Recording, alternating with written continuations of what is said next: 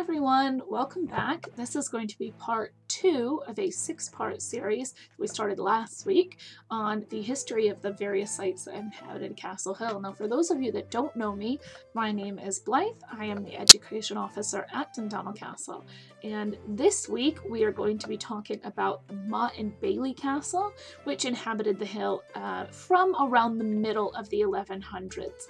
Before we do that, there is a lot of history that we have to cover from the end of the Iron Age, about 300 AD, all the way up to when the Motte Bailey was built, at least 800 years later.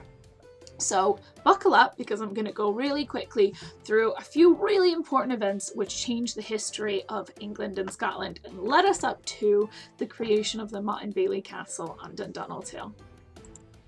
The first thing that I want to talk about, which made a huge impact on society in England, in Wales, and in Scotland, is the Roman invasion. So as far as we know, the first time that the Romans touched ground in Britain, it was in 55 BC. So that's about 2070 years ago. But they didn't invade at that time. It wasn't until almost 100 years after that, so in 43 AD, when the Romans launched a full-scale invasion, and they started conquering territory in the south of England, and they worked their way up. Now, about 60 years later, in 100 AD, they had worked their way through most of England, but they had decided to draw their troops out of Scotland because they weren't able to capture and hold the territory that they wanted in Scotland. And 20 years after that, the Roman emperor at the time, Hadrian, ordered his Roman forces in Britain to build a wall to help keep the Scots out. And this wall is known today as Hadrian's Wall, and lots of it still exists. Now, this wall that Hadrian ordered built wasn't a regular wall. This wall was 84 miles long, and it stretched from the east of England near Newcastle all the way across to the other coast in the west of England, just west of Carlisle. And that wall had forts all along it, just about every mile, had some kind of fort or station or tower, watchtower, to help keep the wild Scots, as they saw them, out from English territory, or Roman conquered English territory. But they didn't actually sit at Hadrian's Wall for long, and less than 20 years after they built Hadrian's Wall, remember that was in the year 122, the Emperor Antoninus of the Roman Empire decided he wanted to take back part of the Scottish territory, the southern Scottish lands. So they marched north again, and they built another wall. Now, this wall is called the Antonine Wall, and they started building it in 140 AD. But they didn't last very long there. In fact, by 165 AD, so 25 years after they started building it, they had decided that they didn't have enough forces to keep that land. They were constantly being attacked by the tribes in Scotland that we talked about last week that would have lived in those Iron Age roundhouses and hill forts. So they were constantly attacked by these people who didn't want them building the wall there and capturing all this territory. So 25 years after they built the wall, they withdrew back to Hadrian's Wall, that nice wall in the north of England. That happened in 165 AD. After they drew back to Hadrian's Wall in 165 AD, so about 1,850 years ago, they ruled most of England for another couple of hundred years, and they didn't actually leave England entirely until 409 AD. And in 409 AD, by that time, the Romans had had lots of conflicts closer to home, closer to Rome, and they had been slowly withdrawing forces from Britain, which was the northwesternmost point of their empire, back to the center so that they could fight off these domestic threats. Now, by 409 AD, the Romans had called back so many of their troops, there were so few existing in Britain, that the native people in Britain were able to expel them, and Roman rule in Britain officially ended in 409 AD, so about 1,600 years ago. For the next few hundred years after the Romans were expelled from Britain, England reverted to the ruling of different areas, different tribes, different kings. It was actually split up into 5 really large kingdoms, and I'll show you a map of those here, by 600 AD, so about 1,000 400 years ago. Meanwhile, Scotland was also ruled by tribes and split up into different kingdoms, as it had been before the coming of the Romans. But by 800 AD, so 1,200 years ago, or 400 years after the Romans left, the Vikings began to invade Britain, and they conquered lots of territory. Now, in England, they won a lot of the land and actually forced a lot of the different kingdoms that made up England at the time to come together to try and expel them. And this is where you start to see England coming together. And by the late 10th century, so about 1,000 years ago, England has come together to defeat the Vikings and is largely one united country. Now, the Norman invasion is one that I think everyone in Scotland and certainly in England will have heard about. So England and Scotland remained largely the same until about 1066. So about 950 years ago.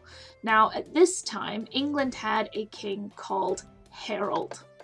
And William, Duke of Normandy, and I'll show you on here where Normandy is.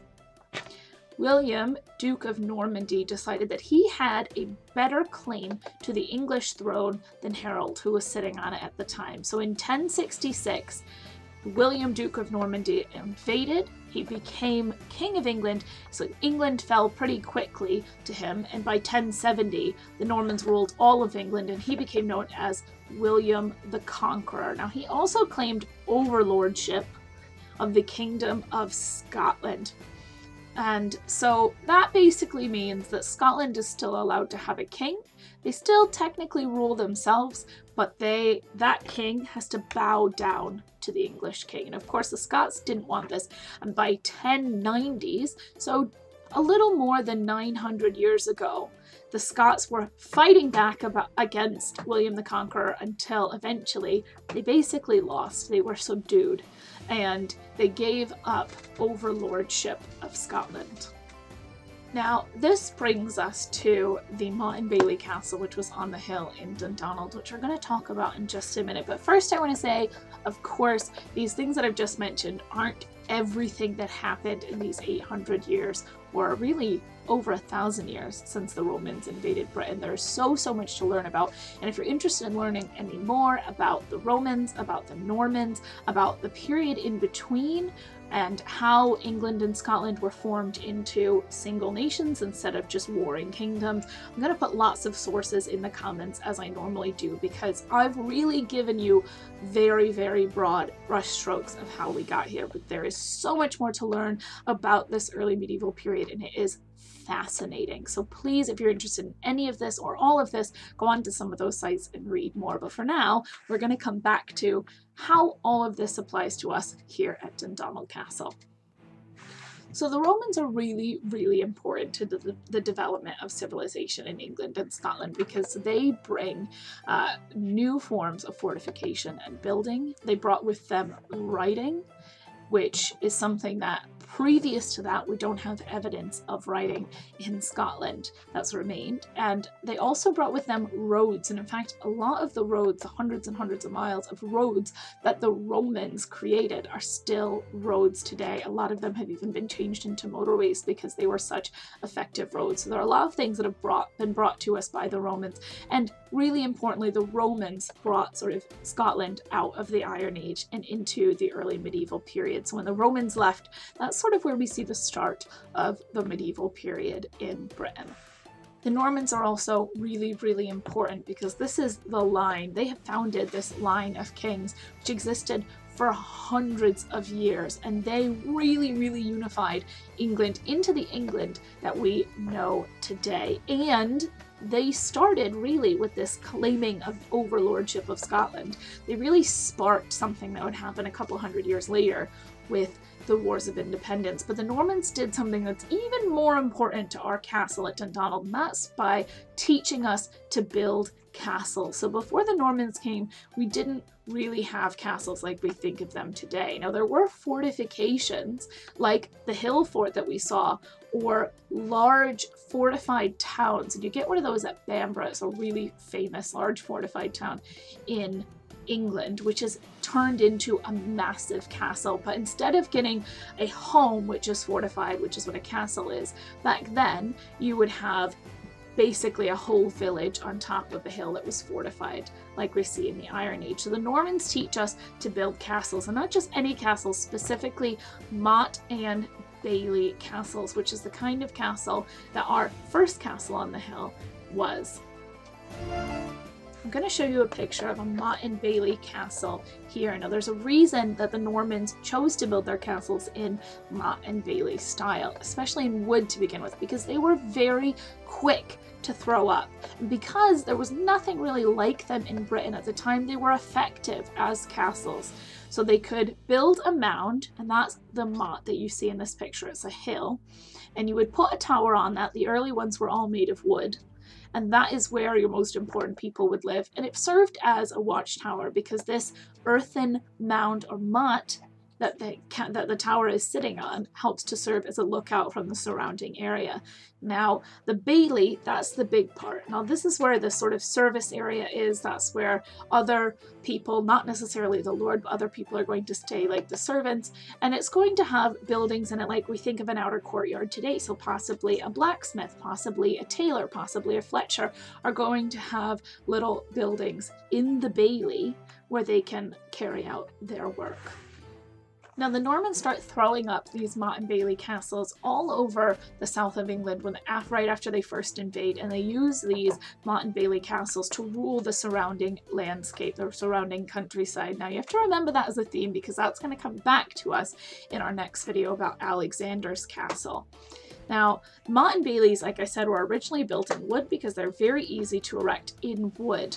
But not quite 100 years later, they started changing them to stone, and that's because wood is very easy to destroy, it burns down very easily, it decays more quickly over time, and a stone castle, while it takes a lot more effort to build, is going to be a lot safer, and it's going to stand for a lot longer than a wooden castle. So one of the earliest Motte and Baileys that we know of is Windsor Castle, which is actually still a functioning castle today.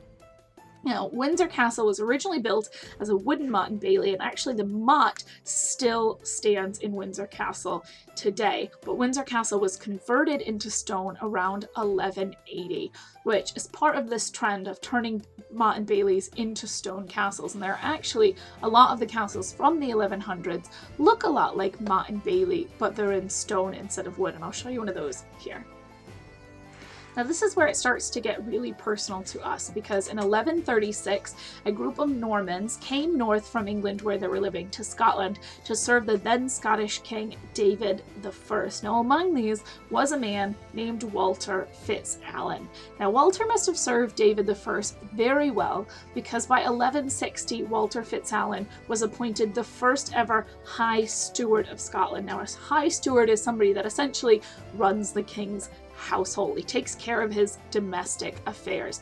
Now this was such an important position that after a few generations, Walter's descendants actually took Stewart as their last name. Around that time, Walter FitzAlan, so around 1160, Walter FitzAlan establishes castles in Dundonald, Rothesay, and at Renfrew. And this, as we know, is what his castle at Dundonald may have looked like. Now, because this castle is made of wood, sadly there's not very much evidence left for it. We have historical evidence telling us that the first Stewart, Walter FitzAlan, had a castle at Dundonald. The other big piece of evidence is the motte. So remember, that's the earthen hill that they built up themselves, so it's artificial, that they're going to put the keep or the tower on. And there is still evidence of that motte actually on just sort of next to the path when you're walking up the hill on the northeast side. So we know for sure that that was there, and of course there are other things that we found, such as pottery from that period, animal bones that we think of from that period, which suggests that there was life at the castle in that time. But sadly, all of the wooden buildings have disappeared. One castle we do have a bit more evidence for, though, is the stone castle which replaced our original wooden Motte Bailey. Now, this stone castle was built sometime between 1240 and 1280, so in the middle of the 1200s, about 750 years ago. Now, as I mentioned earlier, it would have been really common for wooden Motte Baileys to be replaced with later stone castles. The reason that wooden Motte Baileys were put on the sites that they were is generally because those sites are going to be strategic, they're going to be important. In the case of Dundonald, you can see for miles and miles and miles. In fact, from the top of Dundonald Hill, you can see Ben Lomond, about 60 miles away. So the view is spectacular, and so you'd be able to use that hill to rule the surrounding countryside. And remember, that's something we talked about earlier, and we're going to come back to it in the next video. So they're going to use this same site because it's important, but the wooden Motte Bailey just isn't standing up anymore. So about 750 years ago, as I said, they replace it with a really large stone castle, and that stone castle is going to help protect against the Viking raiders who were coming in from the islands to the west coast of Scotland. And actually, from our hill, you can see the Isle of Arran, so we would have been really exposed, and the site that we're on would have been at risk from Viking raiders. So the stone castle is going to help to keep us safe. And that stone castle is actually what we're going to be talking about next week. So that's about everything that I have about our Motte Bailey. Sorry I didn't talk too much about the building itself, but like I said, we don't have too much evidence from the building itself. We really have to assume what it would have looked like, and you can see that the best in the model that we have in the visitor center, which I've showed you a picture of a little bit earlier on. Now, our wooden Motte Bailey, like I said, disappears about 750 years ago, is replaced by a stone castle, and so that's kind of the end of that period in history. Next week, we're going to talk about our stone castle, which we call Alexander's Castle. In the meantime, as usual, I'm going to put lots of sources in the comments, so if you want to look into anything about the Romans, the Normans, the kingdoms or tribes of Britain, Motte Bailey castles, I'm going to put lots and lots of sources for you to look into down there, and I want to say thank you so much to everyone for joining us. And as usual, if you really enjoyed this video, please consider going to Dundonald Castle's website or our Facebook page and making a small donation to the education program so that we can continue to bring these to you while we're not on site. All right, have a great day, and thanks so much.